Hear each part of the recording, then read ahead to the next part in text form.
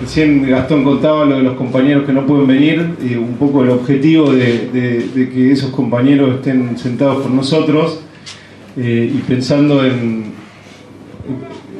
hace poco nos invitaron a escribir un artículo a los 100 años de la Revolución Rusa, y por supuesto yo, compañero de la Izquierda Nacional, escribí en el formato en el cual pienso yo las cosas, digamos, y en el esquema que pienso las cosas, y escribí algunas provocaciones, como pensar el tradiunionismo argentino, digamos, y pensar qué implica el tradiunionismo. No era a 100 años el quehacer, bueno, una cosa así, digamos, ¿no? Entonces pensar el tradiunionismo argentino, ¿qué implicaba eso? ¿Qué implicaba el tradiunionismo en Inglaterra y qué implicaba acá, digamos? El tradiunionismo como conciencia inmediata de la clase obrera de supervivencia, ¿no? Pero bueno, digo, entre otras provocaciones, lo que uno va descubriendo en el tiempo, que la socialdemocracia rusa, que fueron los bolcheviques, los mencheviques, construyeron un partido en el cual había un marco de discusión generalizada que les permitía sintetizar la experiencia de los sectores subalternos y de la clase obrera europea, porque en ese momento todavía funcionaba la internacional, que en Latinoamérica tenemos muy limitado, y en Argentina por supuesto que no tenemos. No tenemos una instancia en la cual todas las fuerzas de izquierda hablen un lenguaje el cual se puedan entender. De alguna manera siempre existe algún tipo de macartismo que evita que una fuerza pueda entender a la otra. Ojo, no estoy haciendo una abstracción, por supuesto, de las izquierdas en generales. Yo puse, los que estaban invitados eran dos nombres propios y dos organizaciones hermanas como el MP La Dignidad y Patria Grande, que nosotros consideramos que de alguna manera están haciendo un proceso de lectura de lo que implica el gran movimiento nacional argentino, el peronismo, y por eso estamos dispuestos a discutir. Por supuesto, no nos vamos a poner a discutir con compañeros que no entienden al movimiento nacional, digamos. Uno puede ser más o menos crítico, pero por lo menos entender el grado de progresividad que ese movimiento nacional tiene en la Argentina es la base sobre la cual nosotros nos sentamos a discutir con cualquiera.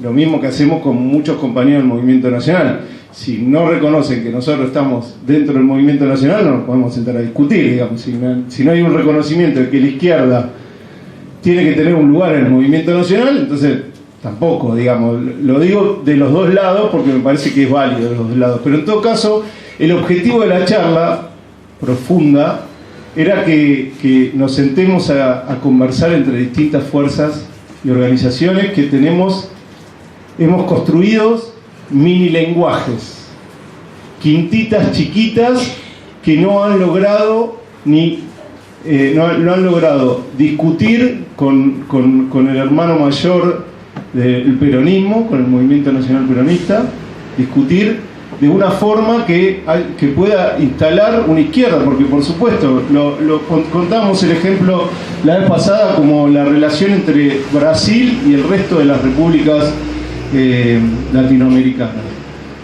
Claro, Brasil, que es un gigante, hablar con cada uno de nosotros, la voz nuestra no se va a escuchar de igual a igual. Entonces, lo mismo pasa con las distintas fuerzas de izquierda nacional en relación con el peronismo. Mientras que estén fragmentadas y divididas, su diálogo con el peronismo va a ser, digamos, limitado en cuanto al aporte que pueda hacer, porque remarcar la identidad de izquierda nacional no es un capricho por parte de los compañeros de la izquierda nacional. No es que no nos gusta la masividad y entonces decidimos ser de izquierda nacional para no ser peronistas. No, esa decisión tiene que ver con una lectura de la realidad argentina y una programática, con una programática que por ahí se diferencia en algunos aspectos de las soluciones que el peronismo tiene para proponer para la Argentina. Pero eso no nos hace enemigos del peronismo, porque reconocemos que hay una tarea principal, que es la liberación nacional y la lucha contra el imperialismo. Si no reconocemos eso, por supuesto, somos una izquierda funcional al sistema, digamos, una izquierda de un 5%, que realmente puede en lo inmediato, como han demostrado algunos compañeros del FIP, ayudar, acompañar, defender a los reprimidos por la policía, acompañarlos, pero en la primera de cambio tienen que diferenciarse del peronismo y decir, bueno, esto es culpa del peronismo. Bueno, nosotros no estamos en eso. Pero digo, en un primer lugar, una de las reflexiones de la Revolución Rusa es que la Revolución Rusa pudo sintetizar la experiencia vital de los sectores subalternos europeos durante 300 o 400 años, digamos. De alguna manera el campesinado y el proletariado. Entonces esa es la primera lectura. De alguna manera las discusiones que se dieron en la primera y en la segunda internacional permitieron que esa experiencia crezca en el único lugar donde podía crecer, en la marginalidad, en un país semicolonial. En los países desarrollados ya se había dado el tiempo y ya el reparto colonial no permitía que esas clases subalternas se liberaran de sus burguesías y contribuyan a las liberaciones de la periferia. Ya había pasado el tiempo. Y esa experiencia vital de los sectores subalternos se cristaliza en Rusia y en el Partido Socialdemócrata. Entonces eso me parece como una de las reflexiones vitales para aquellos compañeros que nos reivindicamos de izquierda, socialistas, marxistas, en la Argentina y en Latinoamérica. Si no se logran espacios de discusión entre las distintas experiencias que van construyendo los sectores subalternos, vamos a estar lejos de esa capacidad que tuvo la socialdemocracia rusa, y en particular los bolcheviques, de sintetizar un momento histórico y aprovecharlo en las máximas, con sus máximas posibilidades, digamos, ¿no? La segunda cuestión, que por eso, qué interesante, ¿no? Porque si hubieran venido los compañeros, la vez pasada, no voy a contar esto, porque no lo voy a contar, voy a describir esto en términos concretos. Digamos, la experiencia vital de los sectores subalternos y sus organizaciones en base a lo que pasó en el Congreso el otro día. Para alguna de las fuerzas, no importa cuál, el papel estaba dado principalmente en los disturbios y en las posibilidades que habían hecho muchos compañeros de pudrirla en la calle. Para otros era el rol que la CGT había ocupado acompañando esa movilización. Y además que en última instancia esos disturbios no habían permitido la gran foto que hubiera sido la gran movilización que hubiera implicado en el Congreso. Pero había dos distintas lecturas, digamos,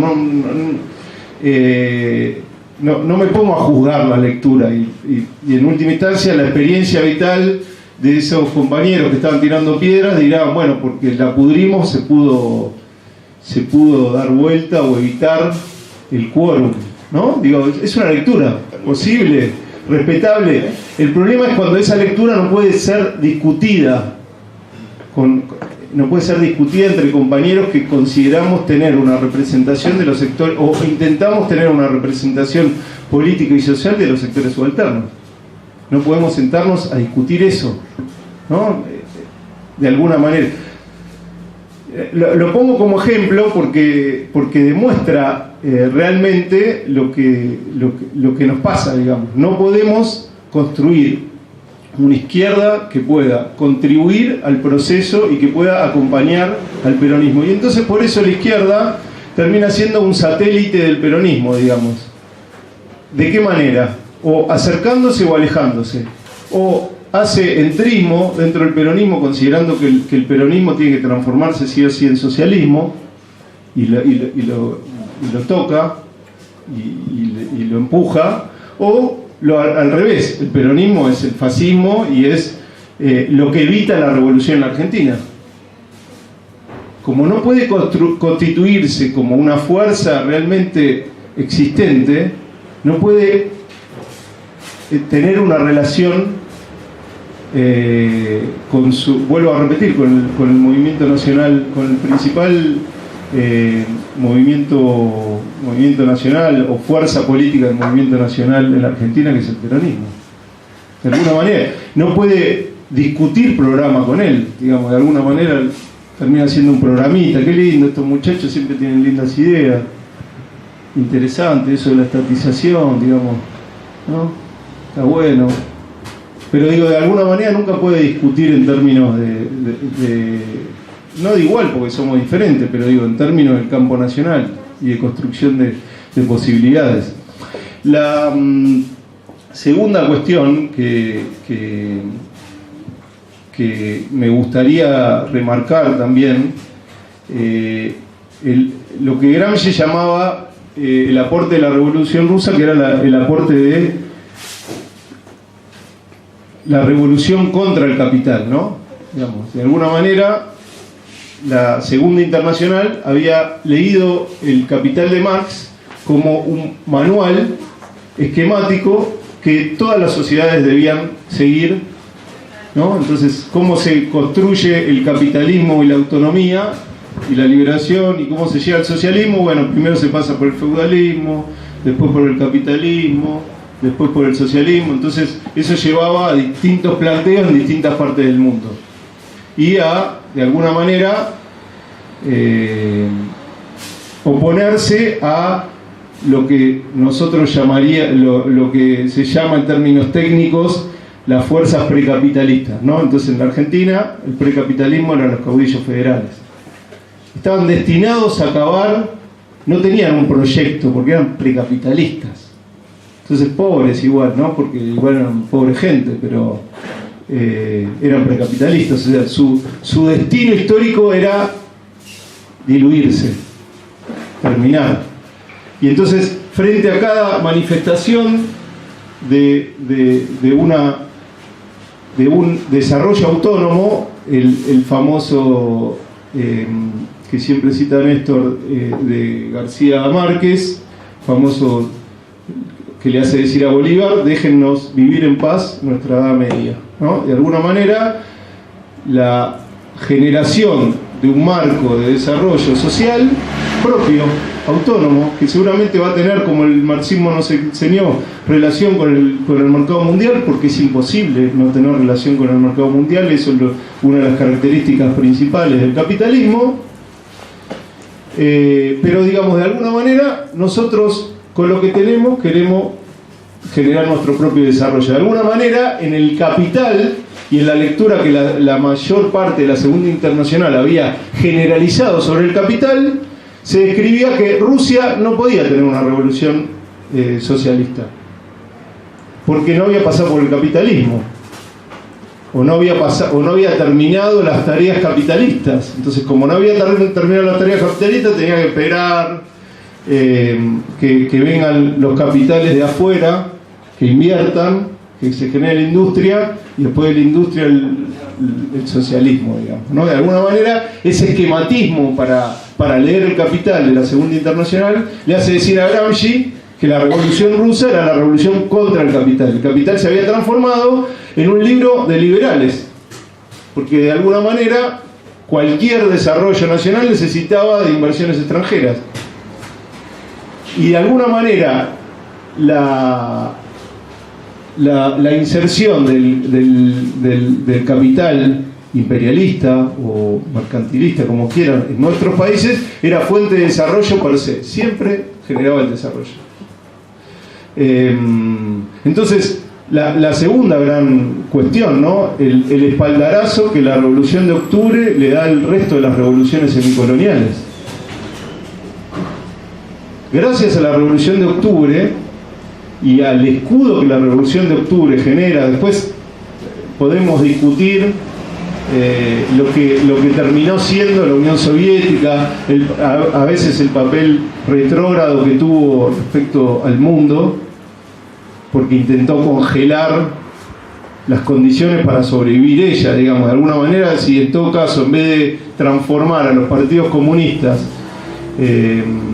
en digo, en todo caso, en vez de pasar a dejarle que el Partido Comunista haga la política diplomática, que la haga la embajada. Rusia tenía embajadas en todos los países, podía hacer su política a favor de Rusia en vez de hacer jugar a los partidos comunistas como embajadores, como llevando adelante una política de Estado, que no era su rol, digamos, en última instancia. En todo caso, esto también nos lleva a la discusión de si es posible una estrategia universal de un partido único que se proyecte en todos los países del mundo y que pueda llevar a buen puerto, digamos. Es una de las discusiones posibles, pero digo, en última instancia, la Revolución de Octubre abrió el camino como decía Abelardo Ramos, abrió el camino de las revoluciones en los países semicoloniales y coloniales.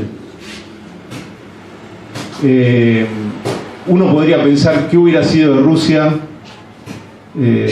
sin la revolución soviética, digamos, ¿no? Sin ese esfuerzo increíble de soldados, obreros y campesinos, ¿no? Ese esfuerzo increíble de una sociedad por llegar a un grado de desarrollo al cual por ahí no hubiera llegado de otra manera, con todos los esfuerzos que se hicieron, digamos. Pero me parece que es como la otra lectura, ¿no? La teoría, la capacidad de generar una síntesis en la teoría revolucionaria que no hubiera sido posible sin el desarrollo que el marxismo había tenido en Europa, ¿no? Y el marxismo como síntesis de la expresión de las clases subalternas y sobre todo el proletariado. La posibilidad histórica de demostrar prácticamente que era posible constituir una revolución socialista en un país atrasado. Generar el camino a las revoluciones semicoloniales. Y entonces, después, hasta ahí los aportes, seguramente tendremos millones de aportes más. Pero por ahí después, lo que nos toca a nosotros, los compañeros que somos de izquierda en la Argentina y de izquierda en Latinoamérica, o argentinos de izquierda, o latinoamericanos de izquierda. Por supuesto que el rol que el Estado tuvo, el Estado zarista tuvo en la Unión Soviética no es el rol que los Estados tienen en nuestros países latinoamericanos. No es el mismo rol.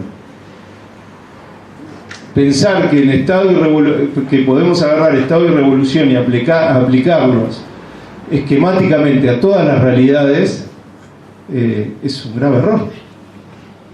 El Estado de clase, que sí o sí es el Estado opresor, que sí o sí es el Estado que hay que destruir, cosa que después en todo caso hay que revisar la historia de la Revolución Rusa, a ver si realmente los rusos destruyeron el Estado de clase, digo, el Estado de clase entre comillas, ¿no? Si realmente destruyeron o qué rol por ahí en parte de sus límites tiene que ver con la reforma que el Estado no se generó, digamos, pero de alguna manera eso demuestra también un límite de la sociedad, porque pensar el Estado separado de la sociedad civil es un límite de los liberales, no es un límite del pensamiento nacional y del socialismo, o no tendría que serlo. Pensar que el Estado está enfrentado a la sociedad civil es un error. Pero bueno, no quiero replantear demasiado eso, pero sí marcar esa gran diferencia, el rol que el Estado tiene en los países latinoamericanos. Ese Estado que de alguna manera en la cabeza de Moreno implicaba la construcción de lo que en términos clásicos sería la sociedad civil, el mercado, digamos, el Estado que en su rol dirigista controlaría y generaría las riquezas necesarias para la autonomía y para la independencia. Entonces, ahí una de las diferencias. Dos, el rol de las clases subalternas. Y cuando digo clases subalternas, quiero utilizarlo en un sentido muy amplio. casi la amplitud que necesitamos en contra del macrismo. ¿En qué sentido? En que los únicos beneficiarios del sistema semicolonial en la Argentina es la oligarquía y el imperialismo, o sea, una ínfima porción de población en la Argentina, en términos estructurales. Y en términos políticos, por eso decía las clases subalternas en un sentido amplio, seguramente habrá que incorporar, después en todo caso la discusión es la hegemonía, por supuesto, dentro del movimiento nacional, pero habrá que incorporar a muchos sectores que habitualmente la izquierda o el izquierdismo o el marxismo o determinados marxismos que hemos aprendido a que los hay, llaman o tienen una política antiburguesa, porque seguramente en ese frente nacional o en ese movimiento nacional o en esas clases subalternas que se enfrentan al proyecto del imperialismo y de la oligarquía, hay sectores de la burguesía que son parte de ese programa. Lo dice García Linera. Uno lee los textos del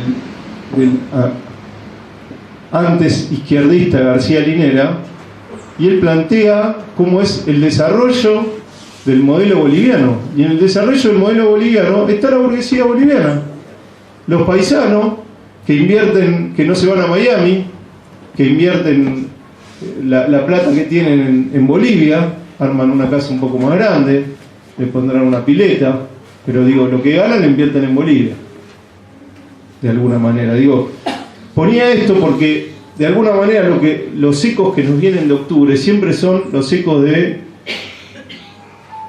el proletariado contra la burguesía. Y en realidad la revolución de octubre fue principalmente una revolución antiimperialista, cosa que todo el mundo se olvida. No fue una revolución anticapitalista, fue una revolución antiimperialista. Por eso la guerra civil bestial que sufrió Rusia o la entonces Unión Soviética. Si no se puede entender esa cuestión, se puede caer en el error de olvidarse cuál es la pelea estratégica que tenemos. Entonces, lo remarco porque justamente los ecos nos llegan los libros leídos en clave que ni siquiera que no sirven, que en Rusia no eran leídos en la clave que nos hacen querer leer los libros acá. Y esto es muy importante. Todos los textos del leninismo y del trotskismo son leídos en nuestros lares por muchos marxistas con un esquema que claramente lo vuelve infértil. Textos infértiles que aparecen como textos extranjeros que nada tienen que ver con las disputas sociales que se dan en nuestros países, en Argentina y en Latinoamérica.